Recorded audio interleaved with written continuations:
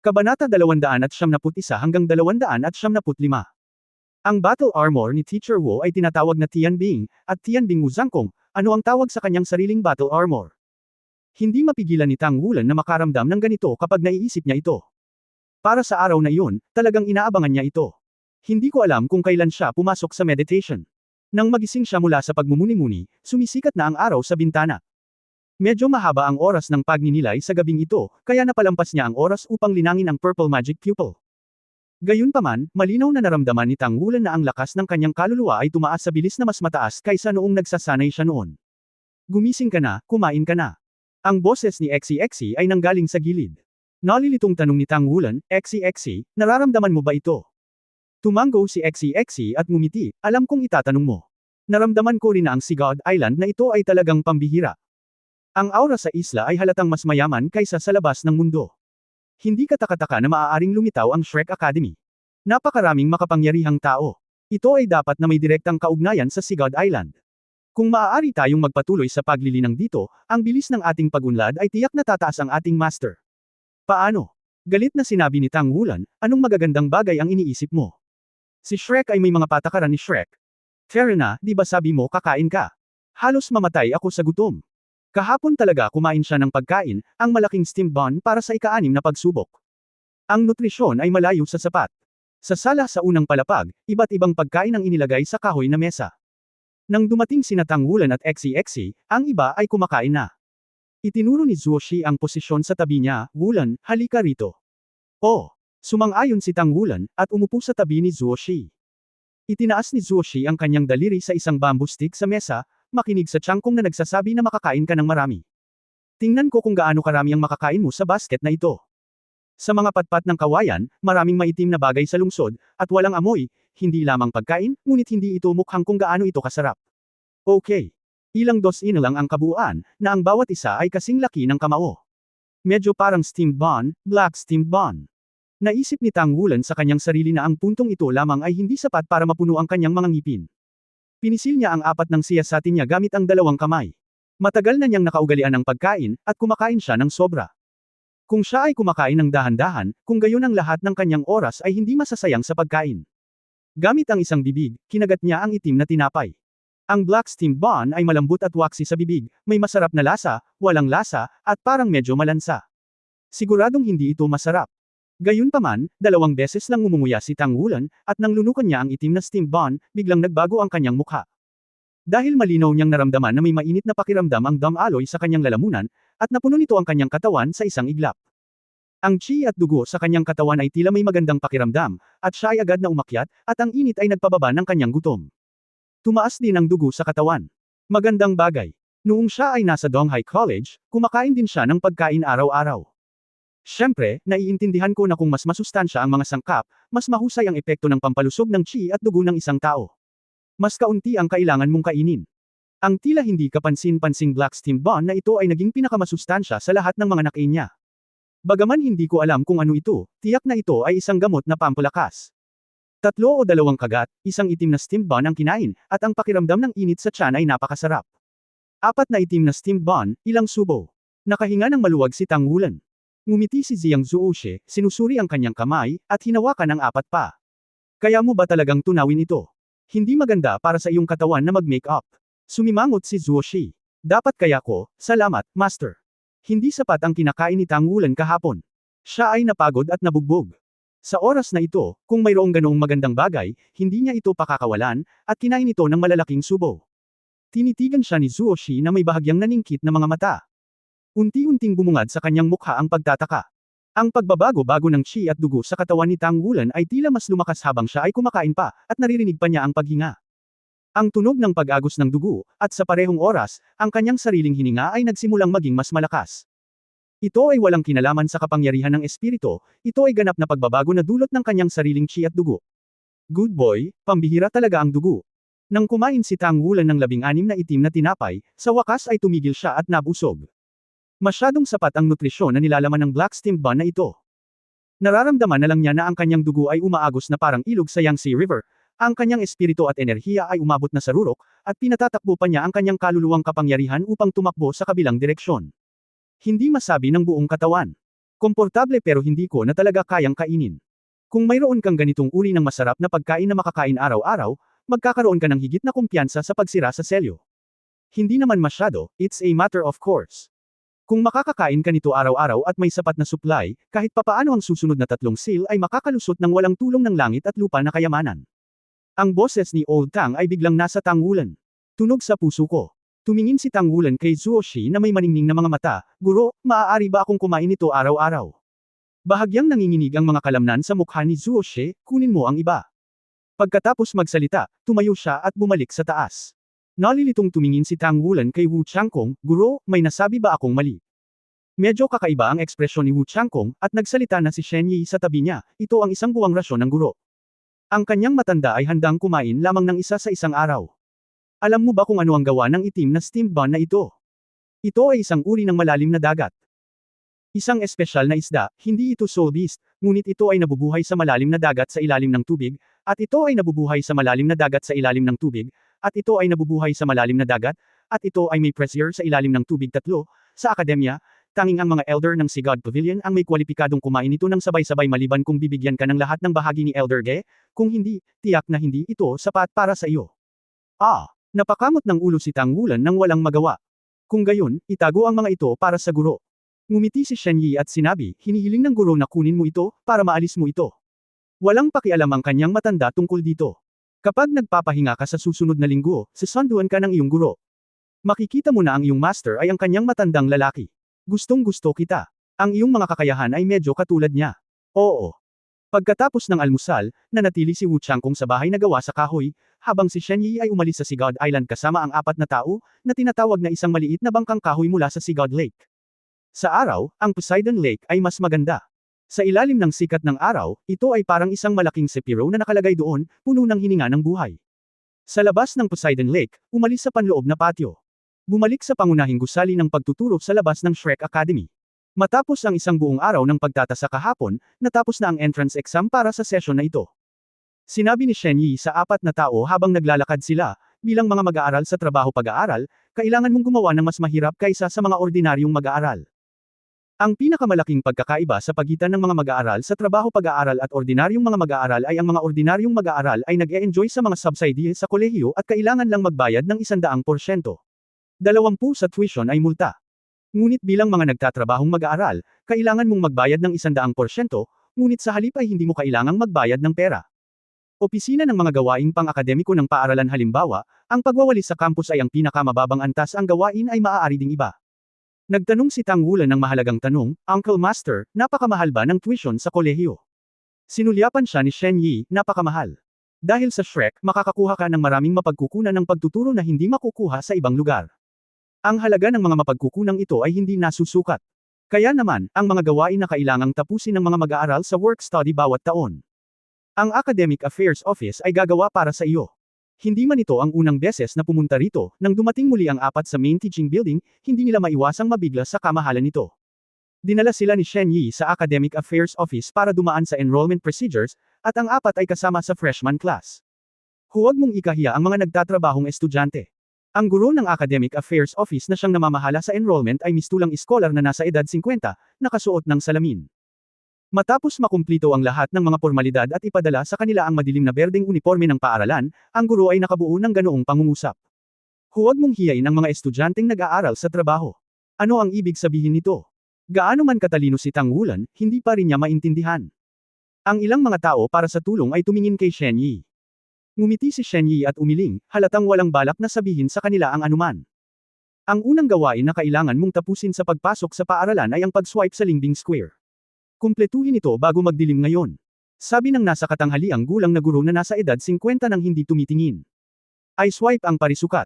Ang Lingbing Square ay halos mawala sa paningin sa isang sulyap.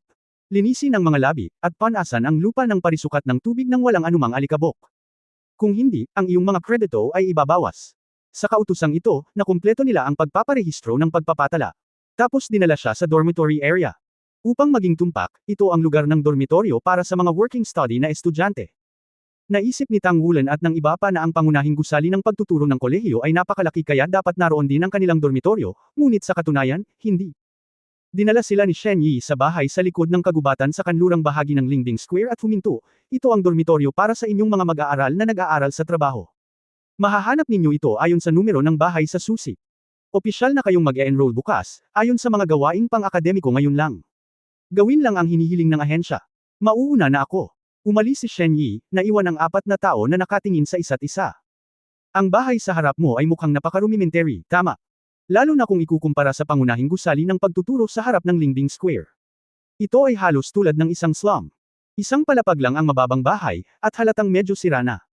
May kagubatan sa harap nito, ngunit pakiramdam nito ay higit na harangin ng kagubatan na ito na hindi makita, para hindi mapahiya. Ito ay talagang hindi komportableng lugar.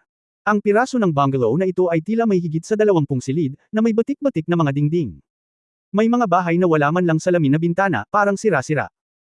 Gamit ang numero sa susi, mabilis nilang hinanap ang kanilang dormitoryo. Isa lang, oo, kahit lalaki at babae hindi naghihiwalay, isang bahay lang. Ang bahay ay halos 30 metro kwadrado ang laki. Parang hindi maliit. Ngunit mayroon lamang 2 bakal na frame para sa mataas at mababang kama, kahit na ang mga bedboard. Tapos, wala nang iba. May makapal na layer ng alikabok sa lupa. Nabasag ang 2 piraso ng salamin sa bintana. Ay, meron pang iba, may wire na nakasabit sa bubong, konektado sa maliit na bumbilya. Hindi ko alam kung ornament ba ito o functional item. This is too miserable. Napunta ba talaga tayo sa Shrek Academy imbes na slum? Tulala na sabi ni XCXC. Kung ikukumpara sa mga kondisyon nila noong sila ay nasa Donghai Academy, isa lang itong langit at underground. Walang pang-araw-araw na pangangailangan. Hindi kahit na ang pinakasimpleng kama. Ito talaga. Sinabi ni Tang Wulan, huwag kang magreklamo. Mas mabuting maglinis kung mayroon kang oras na iyon. Kung sasama ka, magiging kalmado ka. Obviously, hindi ganoon kadaling gawin ng mga working study students. Ngunit ang mga kondisyon ay talagang napakasama. Sinabi ni Xu Xiaoyan, Captain, isa lang itong kwarto. Paano tayo mabubuhay? Bawal maghalikan ng mga lalaki at babae. Ngumiti si XCXC at sinabing, ilang taon ka na, hindi ka pa rin mahalikan. Humph. Ngumuso si Xu Xiaoyan, ngunit tumingin kay Guyu sa gilid. Tumingin si Guyu kay Tang Wulan. Tumayo si Tang Wulan sa pwesto at nag-isip sandali, dahil inayos na tayo ng kolehiyo dito, matatanggap na lang natin. Ayusin muna natin ang basic living environment.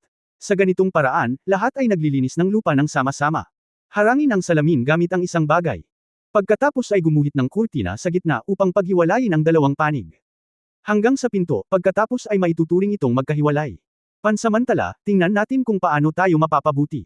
Si Guyu ang unang nagpahayag ng suporta, okay. Napakataas pa rin ang prestihiyo ni Tang Wulan sa koponan, at agad na kumilos ang lahat. Sa kanilang mga kakayahan, ang paglilinis ng isang silid ay napakadali pa rin. Ngunit sa proseso ng paglilinis, mas naramdaman nila ang hirap ng mga working study students. Mayroon lamang isang tubo ng tubig sa buong lugar ng dormitoryo ng mga mag-aaral sa trabaho-pag-aaral, na maaaring magbigay ng malinis na tubig. Ang mainit na tubig ay dapat pumunta sa pangunahing gusali ng pagtuturo. Ang paliguan ay nasa kabilang bahagi din ng pangunahing gusali ng pagtuturo. Tapos, wala na. Walang ibang mga pasilidad. Nasa kabilang side din ng main teaching building ang mga kantin. Sa paglalakad mula rito, kailangan mong tumawid sa karamihan ng Lingbing Square. Nagtulungan silang 4 at tuluyang naglinis ng kwarto. Nakahanap ulit ako ng tela at hinarangan ang bintana.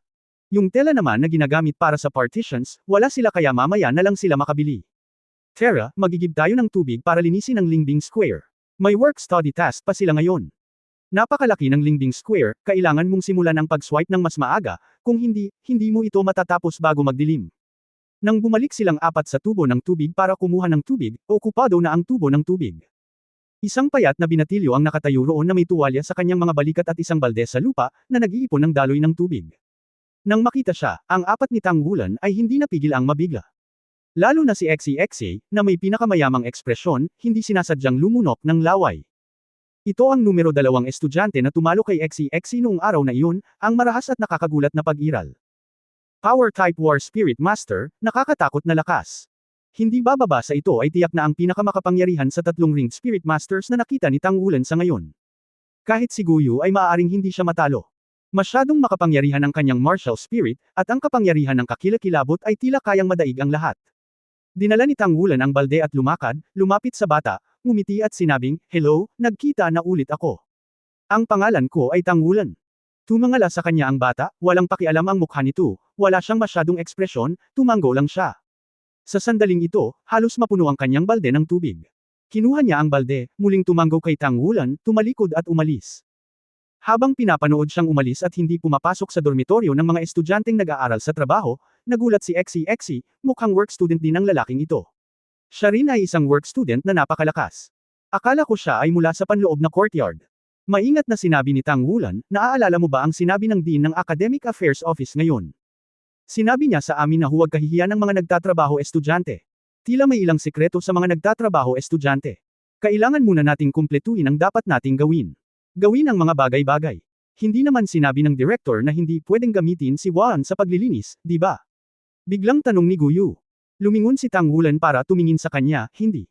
Kung hindi natin gagamitin si Wan, natatakot ako na hindi natin maisakatuparan ang gawaing ito. Kung gayon hindi na kailangang mag-igib ng tubig, ayos lang ako. Bahagyang ngumiti si Guyu, isang mahinang liwanag na kumikislap sa kanyang mga mata. Ha! Lumiwanag ang mga mata ni Tang Wulan, agad siyang may naintindihan, at pagkatapos ay ngumiti, okay. Tumalikod si Guyu at naglakad sa direksyon ng Lingbing Square. Sumunod si Tang Wulan at ang tatlo. Naunawaan din nina Exi at Shu Xiaoyan, at biglang tila nasa sabik. Naglakad si Guyu sa gilid ng Lingbing Square bago huminto. Huminga ng malalim, pinaikit ang kanyang mga mata, tatlong bilog ng spirit ring ang bumangon mula sa kanyang mga paa.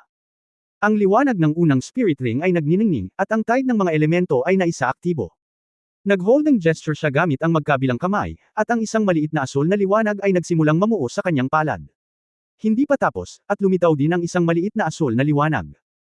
Halos 50% hanggang 50% ang liwanag ng dalawang magkaibang kulay sa kanyang palad. Si Guyu ay mukhang napakalmado, at ang bilis ng pag-ipon ng liwanag ay hindi mabilis. Compared with her usual battles, halatang medyo mabagal. Gayunpaman, malinaw na naramdaman ni Tang Wulan na ang mga elementong pinalapot ni Guyu ngayon ay napakatatag, mas matatag kaysa karaniwan. Bukod dito, hindi pa niya ginagamit ang dalawa pang kakayahan ng espiritu. Ang asul at cyan na liwanag ay naging mas malakas, at unti-unting lumipad sa kanyang palad, na nagiging isang pinong puyaw ng tubig. Ang puyaw ng tubig ay umiikot ng napakabilis na ang asul at cyan ay pinaghalo sa isa't isa, anuman ang bawat isa. Ito ay pinaghalong hangin at tubig.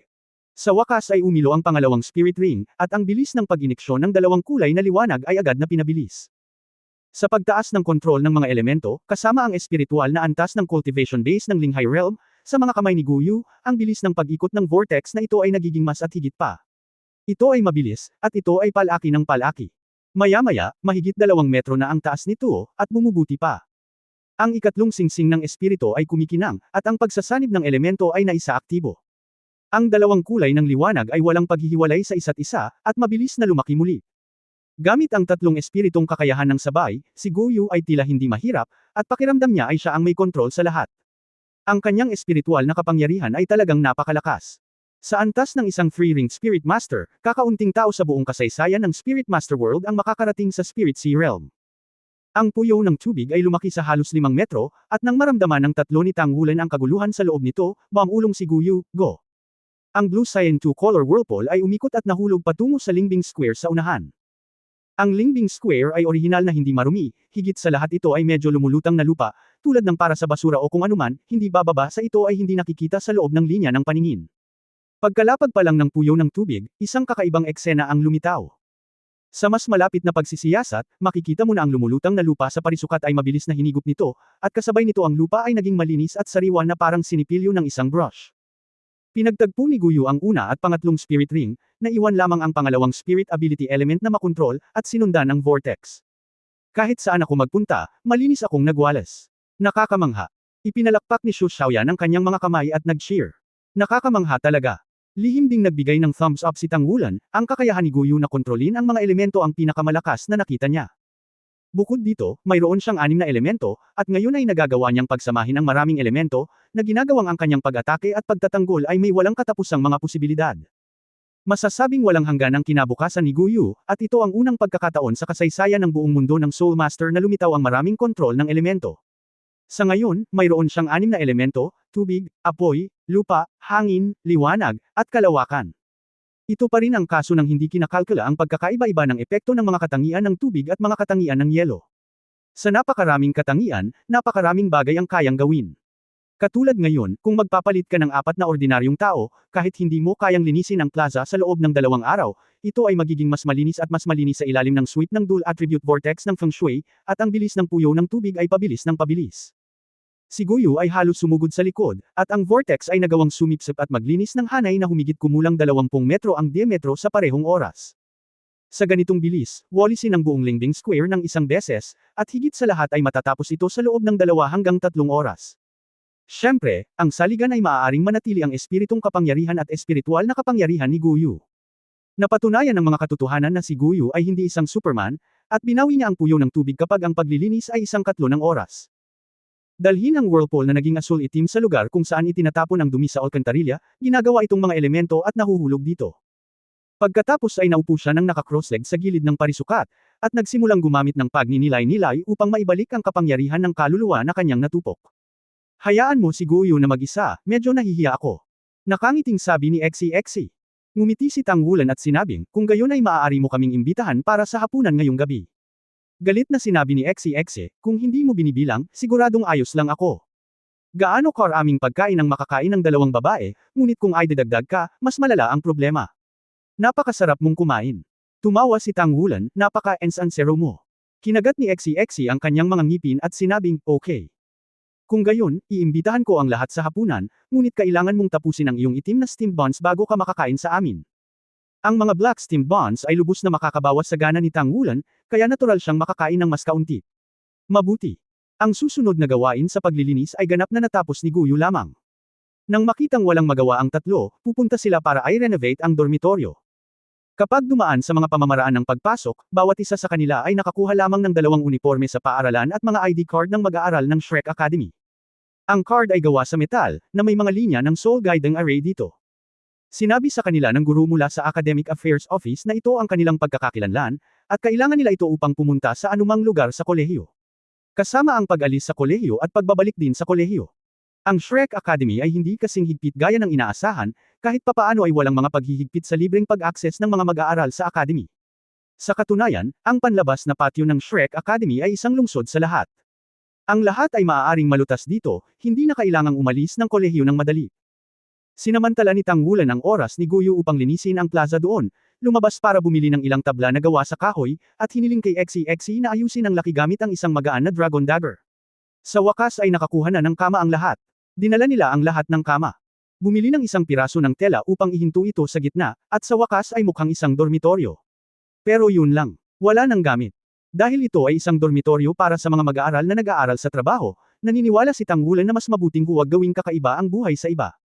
At least hanggat hindi nila naiintindihan ng Shrek Academy, huwag kang padalos-dalos.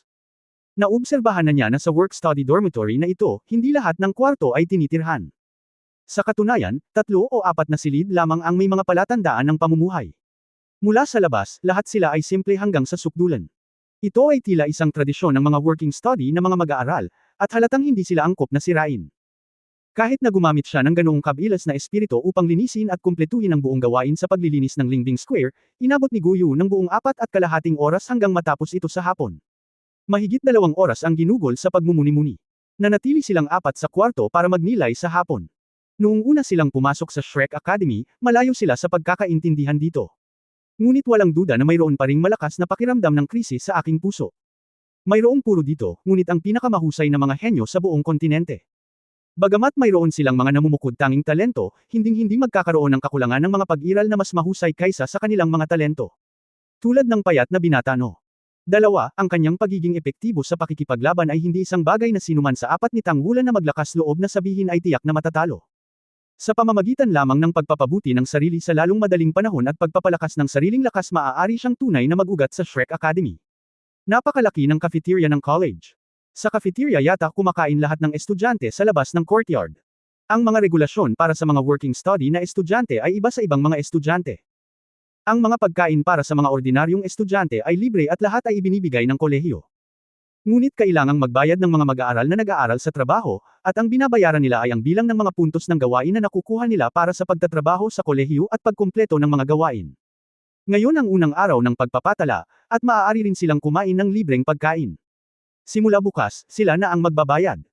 Pumunta sila sa Academic Affairs Office para ibigay ang gawain, at nakakuha ng 100 Shrek na kontribusyon na puntos, at pagkatapos ay natuklasan ni Tangwulan na ang mga kontribusyon na ito ay sapat lamang para sa kanilang 4 na makakain kinabukasan. Bukod dito, nahaharap din sila sa isang napakahirap na problema, o si Tangwulan mismo ay nahaharap sa ganoong problema, iyon ay, ang kanyang gana ay masyadong malaki, dito ay hindi isang buffet. Gayunpaman, ang pagkain sa kantin ay medyo masarap pa rin, kahit na ang pinakakaraniwang pagkain ay maihahambing sa unang pagkain ng East China Sea Academy. Paano kung ito ay makakain ng libre? Ito ang paghanga ni Tang Wulan pagkatapos ng tanghalian. Libre ang hapunan, kaya natural na ipinagpaliban ang orihinal na pagkain ni XCXC. Marahil ay dahil bukas ay magbabayad na para kumain, si Tang Wulan ay nagpakita ng isang buong pagtatanghal sa cafeteria ngayong gabi, kung ano ang ibig sabihin ng lubhang mabisyo. Naghanap muna siya ng isang malaking mesa, at pagkatapos ay nagsimulang kumuha ng pagkain. Napakalaki ng kantin ng Shrek Academy. Sapat upang mapaunlakan ng 1,000 tao para sa sabay-sabay na kainan. Pumunta si Tang Wulan sa iba't ibang bintana para kumuha ng pagkain, at ipinakita ni Shrek na hindi niya kailangang magbayad ngayong gabi, at natural siyang kukuha ng pagkain sa alinmang bintana. Sa simula, hindi ito napapansin, ngunit hindi nagtagal, nang 3 beses na nakasalansa ng mga plato sa mesa na pinili niya, may umakbay. Ang dumating ay isang binata na mukhang 20 taong gulang na may malungkot na mukha at may pulang armband sa kanang braso. Ako si XCP Chen, estudyante ng law enforcement team ng kolehiyo, saang klase ka? Bakit ang dami mong pagkain? Hindi mo ba alam na ayon sa mga tuntunin ng paaralan, kapag nagsasayang ka ng pagkain, pagmumultahin ka ng 10 beses sa dami ng nasayang na pagkain? Tumigil si Tang Wulan sa kanyang abala, hello senior, makakain na ako. Kaya mo bang kumain? Mag-isa ka ba? Biglang tumaas ng ilang puntos ang boses ni XCP Chen. Noong una ay inakala niya na ang pagkain ni Tang Wulan ay para sa ilang mga kaklase, at pagkatapos ay kumain ang lahat ng sabay-sabay, ngunit gayon paman, ang mesang ito ay walang iba kundi isang mesa. Maaaring umupo ng 10 tao, at ang bigat na kinukuha niya ay katumbas ng 30 tao. Well, kaya ko naman mag-isa. May 3 akong kaklase na sabay kumain. Matapat na sagot ni Tang Wulan. Maaari bang kumain ng ganito karami ang 4 na tao? Sinabi ni XCP Chen na hindi siya maniniwala sa anuman. Dapat mong malaman na ang mga pagkaing ibinibigay ng kolehiyo ay lubhang masustansya, at ang pagkaing mayaman sa sustansya ay natural na makakain ng mas kaunti. Seryosong tumango si Tang Wulan. Okay, then I'll watch you eat. Kung hindi mo kayang tapusin, huwag mo akong sisihin sa pagiging magalang. Ang mukha ni XCP Chen ay naging malungkot, ngunit ang kabilang partido ay hindi lumalabag sa mga patakaran ng paaralan sa ngayon. Tumabi siya at tumingin kay Tang Wulan. Bahagyang ngumiti si Tang Wulan at ipinakita ang kanyang mapuputing ngipin, Senyor, sa tingin mo ba ito ay mabuti? Pastahan tayo, kung makakain ko ang lahat ng ito, mangyaring probleme ang nakatatanda para kunin pa ako. Kung hindi ito gumana, syempre hayaan ang nakatatanda na itapon ito. Mabuti. Maigsi na sagot ni XCP Chen. Pagkatapos ay nagsimula na si Tang Wulan. Siya ay kumakain ng mahinahon, ngunit ang kanyang bilis ay talagang kamanghamanghang. Sina Guyu, XCXC, at Xu Xiaoyan ay pumunta sa susunod na mesa na may dalang sariling pagkain, na mukhang hindi ko siya kilala. Pinipigilan din ni Tang Wulan ang kanyang paghinga. Ang pinakaayaw niya sa buhay niya ay ang hindi pagbibigay ng pagkain. Ang kolehiyo ay hindi nagbibigay ng libreng pagkain. Magkano ang pera at enerhiya? Sinasamantala ang katotohanan na ang pagkain na ito ay libre, kailangan kong kainin ang lahat ng ito bukas ng umaga ngayon. Noong unang tumabi sa kanya si XCP Chen, maaari siyang manatiling kalmado, ngunit unti-unti, naging mapurol ang kanyang mga mata, at nagsimulang bamuka ang kanyang bibig. Itong lalaking ito. Tao ba talaga ang lalaking ito? Nang makita ang mga tambak ng mga plato na nakatambak ng mataas, at pagkatapos ay nakita ang pagtaas ng bilis ni Tang Wulan, hindi niya namamalayan na nakalunok ng laway. Hindi nagtagal ay napansin din ng ibang mga estudyanteng kumakain ang sitwasyon dito. Is this guy is born as a starving ghost? How can he eat so much? Oh my God! Hindi mo sasabihin sa akin, kumakain siya ng mga walang laman na plato na iyon, hindi ba? Wow, ang galing! Hinahangaan ko ang edible foodie na ito. Sa ilang sandali, nagsisiksikan ang mga tao sa paligid, at maraming tao ang nagkukumpulan sa di kalayuan. Nang makita si Tang Wulan na kumakain sa labas, kailangan kong sabihin na ang kanyang matapang at walang pigil na paraan ng pagkain ay talagang makakapagpabuti ng gana ng lahat. Maraming tao ang subconsciously kumakain ng higit pa kapag nakita niya ang kanyang pagkain na napakasarap. Senyor, problemahin mo, gusto kong kumain ng parang si cucumber dyan, 10 portion muna tayo. Salamat. Sabi ni Tang Wulan kay XCP Chen na may ngiti sa kanyang mukha. Lumakad si XCP Chen ng manhid at nagdala ng 10 pinggan. Ito ang pangatlong beses na pumunta siya para tulungan si Tang Wulan na kumuha ng pagkain. Ang bigat ng bawat serving ay hindi masyado, pero hindi makatayo, sobrang daming plato. Ang lalaking ito. Habang si Tang Wulan ay sumisigaw sa tuwa, biglang humiwalay ang mga tao, at pumasok ang isang nasa katanghaliang gulang na lalaki na may malungkot na mukha. Nang makita ang mga salansan ng mga plato sa mesa, ang kanyang mga kalamnan sa mukha ay hindi napigil ang kumilos. Bilang director ng cafeteria, nakatanggap talaga siya ng notice ngayon na kulang sa pagkain ang cafeteria. Alam mo, ang bawat araw ay balanseng mabuti, at mayroon ding ilang mayayamang tao. Paanong hindi ito sapat? Nang makita niya kung ano ang hitsura ni Tang Wulan sa oras na ito, naunawaan niya kung bakit ito nangyari. Kailan nag-recruit ang kolehiyo ng ganyang rice bucket? Itong kaklase, ang gana mo ay lumampas na sa hanay ng mga normal na tao. Hindi kayang bayaran ng kolehiyo ang isang tulad mo. Kung mayroon kang ganitong gana sa bawat pagkain, pagkatapos ay mag-a-apply ako sa kolehiyo at tanggalin ito. Ikaw ay karapat-dapat para sa libreng pagkain, sabi ng nasa katanghaliang gulang na guro. Natigilan si Tang Wulan, guro, huwag kang mag-alala, working student ako, at hindi ako makakakain ng ganito bukas. Ito na ang huling libreng hapunan. Hindi ka pa ba mabubusog? Servitor. Sa sandaling lumabas ang tatlong salitang ito, halatang nalaman ni Tang Wulan na ang lahat ng mga estudyanteng nanunood sa kanya ay hindi namamalayan na nagpakita ng pagkagulat. Pagkatapos ay mabilis siyang umatras, at wala nang nakamasid sa kanyang kumain. Mukha ding tulala ang guro. Ito pala ay isang working student. Well, makakain mo ito. Pagkatapos niyang magsalita ay umalis na siya nang hindi lumilingon. Bakit hindi mo sinabi na working student ka pala kanina? Galit na sabi ni Exi Pei Chen. Anong nangyari sa mga working study students? Kaina-hinalang tanong ni Tang Wulan. Ngumuso si Exi Pei Chen, tumalikod at umalis, hindi siya pinansin. Mukhang may kwento talaga itong work-study student. Bahagyang gumalaw ang puso ni Tang Wulan, at mayroon na siyang hindi malinaw na damdamin. Siyempre, hindi ito nakakaapekto sa kanyang patuloy na pagkain. Ang pagkain na ito ay tiyak na ang pinaka nakakapreskong pagkain na kanyang nakain. Marahil dahil sa pagkasira ng pangalawang layer ng selyo, ang gana ni Tang Wulan ay tila napabuti ng ibang antas kumpara sa dati. Sa pagtatapos ng pagkain, maging siya mismo ay nakaramdam ng hiya. Mayroong higit sa 20 mga bintana sa kantin, at ang pagkain sa isang bintana ay malinis para sa kanya. Hindi ka pa babusog. Tere kainin na kita. Nang dumaan ang isang batang babae na mukhang hindi gaanong mas matanda sa kanya, naglagay ng tinapay sa kanyang plato, at sa katahimik na umalis, habang naglalakad. Pag-ungol, nakakaawa, wala man lang akong makakain. Ito ang una, ngunit hindi ang huli. Ilang sandali pa, may dumating na ibang estudyante at naglagay ng tinapay sa kanyang plato. Kumaibot ang mga sulok ng bibig ni Tang Wulan, okay lang ba ito? Biglang nagningning ng bahagya ang mga mata niya. Mukhang hindi mo na kailangang tapusin ang mga gawain ng akademya kung nais mong magkaroon ng isang buong pagkain. Kunin ang iyong sariling gana. Ang 100 kontribusyon na puntos ay hindi sapat upang kumain ng pagkain, ito ay 5 o 6 lamang ng normal na gana. Nakita na niya ang mga presyo ng iba't ibang bintana sa kantin, at least 10 contribution points ang kailangan. Sa kanyang pagkain ngayon, 1,000 kontribusyon na puntos ang halos kainin. Kung ikaw mismo ang magbabayad, hindi mo ito kayang bayaran. Nang lumabas siya ng kantin, si Tang Wulan ay nagkaroon ng nakakagulat na dami ng gana, medyo nanginginig ang kanyang katawan, at kumain siya ng sobra. Kapitan, maaari ba tayong maging maunlad? Sabi ni Exi na may kakaibang mukha. Pinandilatan siya ni Tang Wulan, at sinabing, maaari ka bang kumain bilang pagkain? Alam mo ba kung gaano hindi komportable ang magutom? Oo, kunin mo dahil hindi ko sinabi. Sinabi ni Tang Wulan, naaalala ko, may nagsabi na imbitahan niya tayo sa hapunan. Fair na. Ikaw, makakain ka pa ba? Nakatulala si Exi sa kanya. Humalaklak si Tang Wulan, pagdating ko sa lugar, halos matuno ko na ito. Sa totoo lang, kakaiba ang nararamdaman niya ngayon sa puso niya. Natagpuan niya na ang dugo sa kanyang katawan ay kumulo ng napakalakas sa nakaraang pagkain, at sa proseso ng pagkulo, nakaramdam siya ng isang nagniningas na sensasyon sa buong katawan. Ang pakiramdam na ito ay parang sumanib siya sa Golden Dragon King sa kanyang katawan pagkatapos maapektuhan ang selyo. Kakanyahan. Alam ng kanyang katawan ang pinakamahusay, halatang naramdaman ni Tang Wulan na sa ilalim ng pagkilos ng maraming pagkaing may mataas na sustansya, ang qi at dugo ng kanyang katawan ay naging mas masigla, at ang masiglang qi at dugo ay naging dahilan upang ang kanyang mga daluyan ng dugo ay tila mas malambot. Marahil, ang pagkain na ito ay isang paraan ng paglilinang para sa sarili. Kaya naman hiniling niya kay Exi na ipagpatuloy ang treat, at gusto rin niyang makita kung anong mga pagbabago ang mangyayari sa kapangyarihan ng qi at dugo sa kanyang katawan. Walang maraming pagkakataon na kumain ng napakaraming pagkaing may mataas na sustansya sa isang pagkain. Nanalo ka.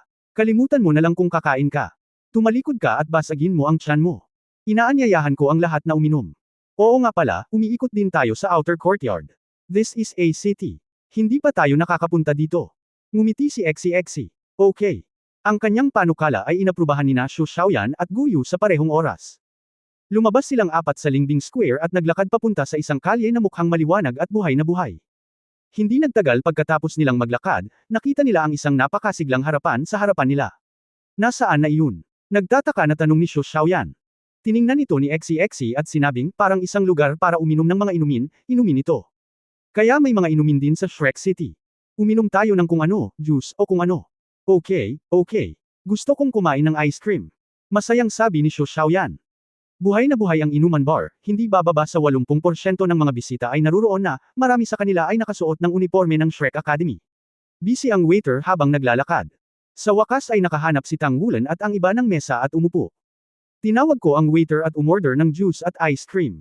Para sa mga bagay tulad ng ice cream, ang mga batang babae ay palaging walang pagtutol. Maging ang isang babaeng may kakaibang personalidad tulad ni Guyu ay ganoon din. Nang dumating na ang ice cream, masayang kumain ang dalawang babae. Anong tinitingin-tingin mo? Humigop si Tang Wulan ng orange juice at hinawakan si Exie na nakatingin sa tabi niya. Nakangiting sabi ni Exie, tinitingnan ko kung may magagandang nakatatandang kapatid na babae. Para maghanda para sa ating pagtanda sa hinaharap. Nalilitong tanong ni Tang Wulan, anong mga paghahanda ang ginagawa mo? Sinabi ni Exie, hindi mo pa ba narinig ang Si God Fate Blind Date Conference sa Shrek Academy? Sinasabi na hanggat maaari kang makapasok sa panloob na patio at umabot sa isang tiyak na edad, karapat-dapat kang lumahok sa pulong ng blind date ng Si God Fate. Iyon ay Shrek. Isang malaking kaganapan sa loob mismo ng kolehiyo. Kapag ito ay pinigil, kahit na tayo ay mga alagad, ngunit alam ko na talagang mga alagad, alam ko mula sa labas. Ito daw ay isang tradisyon na tumagal ng mahigit 10,000 taon na hindi ko alam kung gaano karaming mga super couple ang nagsama-sama sa blind date meeting noon. Si Lingbing Daoluo at Dragon Butterfly Daoluo ay nagtatag ng kanilang relasyon sa blind date meeting na ito. Naiinis na sabi ni Tang Wulan, ilang taon ka na, iniisip mo lang ito, ano ang silbi? Malayo pa tayo sa edad. Higit pa rito, kailangan nating ipasok sa loob ng bakuran. Hindi natin alam ang pagkakaiba ngayon. Magkano? Tingnan mo, noong araw na iyon, ang estudyanteng no. Dalawa na pinili mo na may ganoong kalakas na lakas ay hindi matatanggap ng panloob na patio. Hanapin muna natin ang target. Ang inner courtyard naman, pinaghirapan natin, dapat may chance. Sabi ni Exie na may halong pananabik. Bahagyang ngumiti si Tang Wulan, itinaas ang tasa ng inumin sa kanyang kamay, at nagsabi, congratulations, everyone, sabay tayong natanggap sa Shrek Academy. Ngayon ay isang ipinagpaliban na pagdiriwang.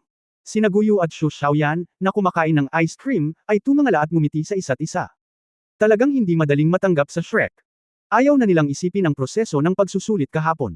Si Shrek ay karapat-dapat na maging numero 1 akademya sa mainland China. Ang entrance exam na ito ay halos kasama ang lahat ng uri ng pagsisiyasat gaya ng lakas, potensyal, subprofesyonal, ites, at pasensya. Masasabing masusubok ang lahat ng aspeto ng kakayahan ng isang freshman sa isang buong paraan. Ang anumang bagay na hindi gumagana ay lubos na paghihigpitan. Ang mga pagkakataong matanggap ay mababawasan ng malaki. Ngayon ay pinapasok na sila sa wakas. Pagkatapos ng lahat, ang pagsasanay ng guro ng sayaw at Donghai Academy ay hindi nawalan ng kabuluhan. Inaasahan nilang lahat ang matututunan nila mula sa Shrek Academy sa hinaharap at kung gaano sila kaiba sa Donghai Academy. Waiter, punta ka dito. Habang masayang nagdiriwang sila ay biglang may malakas na boses na nagmula sa katabing mesa. Ang apat na Tang Wulan ay walang pakialam noong una, ngunit narinig nila ang boses at nagpatuloy, ibigay mo sa akin ang iyong Soul Guide communication number. Ang boses na ito ay malinaw na mayabang at nangingibabaw. Ito ang Shrek City, at may mga ganoong tao. Walang malay silang apat na napalingon sa malayo. Isang tao lang ang nakaupo doon sa katabing mesa. Hindi siya nagsuot ng uniforme ng Shrek Academy, ngunit isang puting damit. Ang kanyang hitsura ay napakagwapo, at siya ay bahagyang mas matanda kay Tang Wulan. Ang buhok ay maingat na sinusuklay, at ang maikling blonde na buhok ay mamantika at makinis na may wax. Mayroon siyang isang pares ng kakaibang mga mata, na kulay ginto. Ang mga mag-aaral ay madilim na ginto, at ang buong tao ay may espesyal na ugali. Tila ang buong katawan ay naglalabas ng isang magaan na aura. Sa aspeto ng hitsura, tumitingin sa paligid, sa buong bar ng inumin, tanging si Tang Wulan lang ang makakapagkumpara sa kanya. Ngunit ang aura na ipinakita niya ay mas nangingibabaw kaysa kay Tang Wulan. Sa kanyang mesa, nakatayo ang isang batang babae na nakauniporme. Itim na damit, puting vest, at karaniwang uniporme para sa drink bar. Ang balat ng batang babae ay napakaputi, o kahit na mapatla, na may maikling kulay kastanyes na pulang buhok at malalaking itim na mga mata. Mukhang napakaganda. At may isang uri ng nakakaawang ugali. Paumanhin, hindi ito ang saklaw ng trabaho ko. Pagharap sa hiling ng blonde boy, bahagya itong yumuko at sinabing. Kung gayon, paano mo maibibigay sa akin ang numero ng komunikasyon? Malakas na sabi ng blonde boy. Umiling ang waiter girl at tumalikod na para umalis. Ano ang iyong saloobin sa serbisyo? Kunin ang iyong manager para sa akin. Malakas na hinampas ng blonde boy ang mesa. Biglang nakakuha ng maraming atensyon. Gayunpaman, kahit na ang mga mag-aaral na nakasuot ng uniforme ng Shrek Academy ay walang kamalay-malay na tumingin sa malayo nang makita siya, at walang lumapit upang labanan ang kawalan ng katarungan. Tapos maghintay ka sandali. Malumanay na sabi ng waiter girl at lumutang. Pagkaraan ng maikling panahon, mabilis na lumapit ang isang lalaking nasa katanghaliang gulang, "Sir, ano po ang maipaglilingkod ko sa inyo?" "Ako po ang manager ng beverage bar. Bigyan mo ako ng numero ng komunikasyon niya." Sabi nung boy sabay turo dun sa waiter girl na nagsisilbi sa ibang table sa di kalayuan. Humingi ng paumanhin ang manager, "Paumanhin, hindi namin mabubunyag ang privacy ng aming mga empleyado." Tumaas ang kilay ng bata, "Kung gayon, paano ko sasabihin sa akin ang kanyang numero?" "Paumanhin, mangyaring huwag kaming mapahiya. Ano man ang mangyari, hindi mo maaaring ibunyag ang privacy ng mga empleyado." Magalang at matatag na sinabi ng karanasan. Isang gininto ang liwanag ang kumislap sa mga mata ng bata, at ang hindi nakikitang panggigipit ay kumalat mula sa kanya, "Pumunta ka at tawagan ang iyong amo." Bahagyang kumunat ang noo ng manager, at pagkatapos mag-alinlangan ng ilang sandali, tumanggaw siya, "Kung gayon maghintay ka sandali." Pagkatapos nun, tumalikod na siya at umalis. Pagkaraan ng ilang sandali, isang lalaking nasa katanghaliang gulang ang nakasuot ng maayos. "Sir, paano kita matutulungan?" Ipinagpatuloy ng bata ang pag-uulit ng mga naunang salita, "Bigyan mo ako ng Soul Guide communication number ng waiter." Matigas na sinabi ng amo, "Narinig ko lang ang hiling mo mula sa manager. Pero pasensya na, anuman ang mangyari, hindi namin maibubunyag ang sariling privacy ng mga empleyado. Pagpasensyahan mo na lang ako." Tumingin sa kanya ang bata na may bahagyang naningkit na mga mata, at sinabing, "Kung gayon, bakit nag-aatubili kang sabihin iyon?" Tumanggo ang amo. Sinabi ng bata, "Okay." Pagkasabi nito ay bigla siyang tumayo, nagtaas ng kamay at nag-snap ng daliri. Sa di kalayuan, isang lalaking nasa katanghaliang gulang ang nakasuot ng maayos, tumabi sa kanya, magalang na nagsabi, "Guro, ano ang order mo?" Bahagyang sinabi ng bata, "Kausapin mo ang boss, gusto kong bilhin ang inumin na ito." Natigilan ng amo, pangit ang mukha at sinabing, "Sorry sir, wala akong balak ibenta dito." Bahagyang ngumiti ang mayordomo, "Hello, I am a loss, bakit hindi tayo pumunta sa gilid para mag-usap?" Habang nagsasalita ay may inabot siyang gintong baraha sa amo. Nang makita ng amo ang gintong baraha, biglang nagulat ang kanyang mga mata, at saka siya tumanggo at tumabi sa kasambahay. Nang makita ang komedya na ito, napaawang ang bibig ni Exe. Bumantong hininga si Tang Wulan at sinabing, "Talagang makapaglaro kayong mga tao sa lungsod." "Humph." Malamig na bumantong hininga si Gu Yu. Sinabi ni Xu Xiaoyan na mukhang interesado, "Sabi mo, makukuha ba niya ang numero ng komunikasyon ng babae?" Nagkibit balikat si Tang Wulan, "Abangan natin. Hindi ko akalain na lalabas ako para uminom at manood ng magandang palabas." Mukhang persigido ang boss, pero dapat galing sa hindi pangkaraniwang background ang bata. Tingnan natin kung makapangyarihan ang amo. Maling tao. Hindi pa rin kumukupas ang boses niya rito, at naglakad na pabalik ang mayordoma kasama ang amo. "Master, nakipagkasundo na ako sa presyo nitong boss Yang. At natapos na ang pagbabayad. Mula ngayon, ari-arian mo na ang beverage bar na ito." Parang ordinaryong bagay lang ang ginawa ng mayordoma. Mahinahong sabi sa binata. Tumanggo ang bata at sinabi sa amo na si Yang, "Ibigay mo sa akin ang kanyang Soul Guide communication number." Hindi na napigilan ng binatilyo ang kanyang boses, para malinaw na marinig ng mga bisita sa nakapalibot na mga mesa. Napatingin sa kanya ang lahat ng may kakaibang mga mata. Para makuha ang contact information ng isang babae, bumili talaga siya ng drink bar kaya Tyrant. Alam mo, ang anumang tindahan sa Shrek City ay may napakataas na halaga, at hindi lahat ay maaaring makapasok. Bumantong hininga si Boss Yang at lumapit sa babaeng waiter na may pulang mixing buhok. Nagkibit balikat si Tang Wulan at sinabi sa kanyang mga kaibigan, mukhang hindi madaling maging malakas at hindi nababaluktot. Ilang sandali pa ay dumating na rin ang waiter girl. Naglakad siya papunta sa mesa ng bata at mahinang nagsabi, "Ano ang gusto mo?" Bahagyang ngumiti ang binatilyo, "Ayokong gumawa ng anuman. Sa tingin ko lang ay maganda ka at gusto kang makilala." Hindi umimik ang dalaga, bagkus ay ibinaba ang ulo at hinubad ang kanyang waistcoat. "Hindi kita hinayaang maghubad." Nagtatakang sabi ng bata. Malamig na sumangot ang dalaga, at inihagis ang kanyang waistcoat sa mesa, "Hindi ko na ginagawa, kaya hindi mo rin ako empleyado." Pagkatapos, tumalikod siya para umalis. Lalong lumakas ang ngiti sa mukha ng bata, at tumayo siya, mas kawili-wili ito. Gaya ng sinabi niya ay sinundan niya ang dalaga palabas. Ang ganitong uri ng bagay ay mangyayari sa Shrek City. Ito ay talagang matatagalan, hindi mabata. Galit na sabi ni Exe, tumayo at humahabol sa labas. Hindi ito hinawakan ni Tang Wulan, kaya nagmadali siyang sumunod. Gusto niya talagang sabihin na kahit na nakikipaglaban ka sa kawalan ng hustisya, kailangan mo munang magbayad ng bayarin. Sa desperasyon, kinailangan niyang mag-drop ng ilang federal na barya sa kanyang sarili at sumunod.